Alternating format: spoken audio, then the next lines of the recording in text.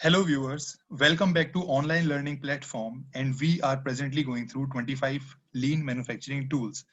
In this video, we will cover 13th tool of this series. Name is Hoshin Kanri, which is Japanese for policy deployment. Tool has origin in Japan and was developed by Professor Yoji Akao, who is also known for development of quality function deployment. Moving ahead to meaning of Hoshin Kanri, these are Japanese words having English meaning as compass needle and control. As a management tool, it means let the strategic goals of organization guide every decision and action. Strategic goals will act as compass needle controlling actions and decisions.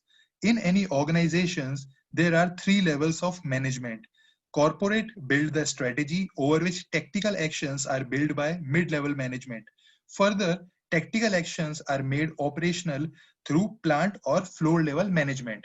Governance of this flow from strategy to operation is done in two steps. Firstly, by deployment of goals and KPI, a topic to be covered in next videos of this series. This is top-down approach. In second step, results of deployed goals and KPIs are reverted back in bottom-up approach. For those who are not aware, KPI is key performance indicator. We will understand how to do it better with an example later in this video. So stay connected till end. Next is why policy deployment is important or benefits of adopting these tools for any organization are. First and foremost is this tool helps with clear communication of organizational strategic objectives to the bottom of organization. Also, it helps monitor and understand the current state where we are now. Again, with awareness of target and present state, it helps with widespread engagement. Tool also helps simplifying resource prioritization for achieving organizational strategy. With data procured out of this tool's working, leaders gain valuable insight over performance and any gaps if exist. With importance of this tool understood now, let's proceed with how to do it. It follows a 7-step formula. First is establishing organizational vision, which includes mission, vision, and values. A wisdom future guide. Both as is and to be state should be covered.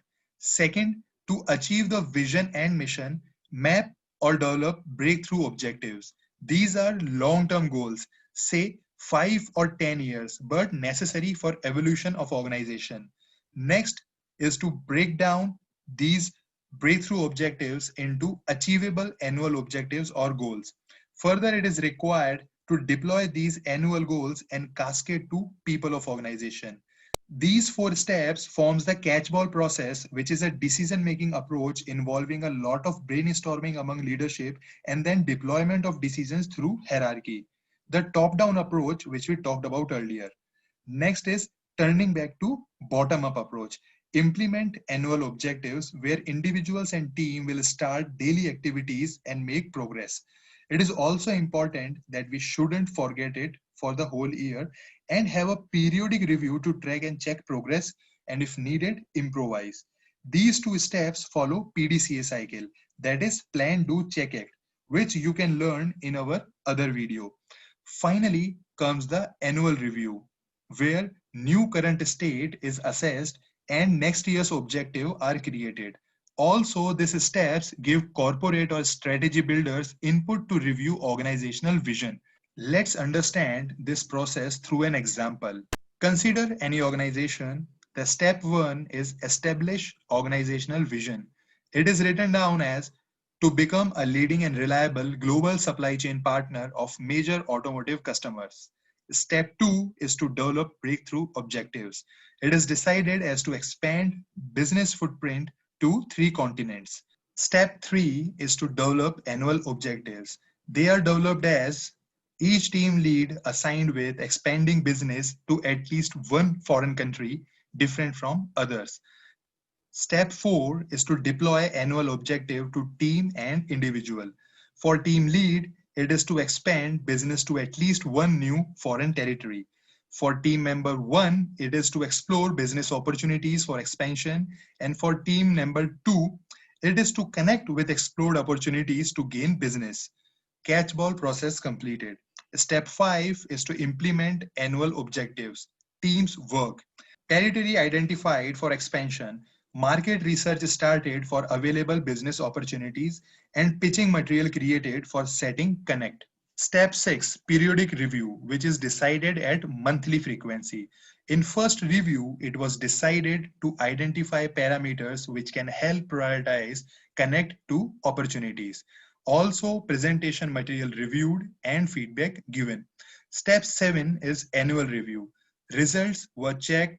Business gained in 2 new countries out of 14 attempted by 5 teams.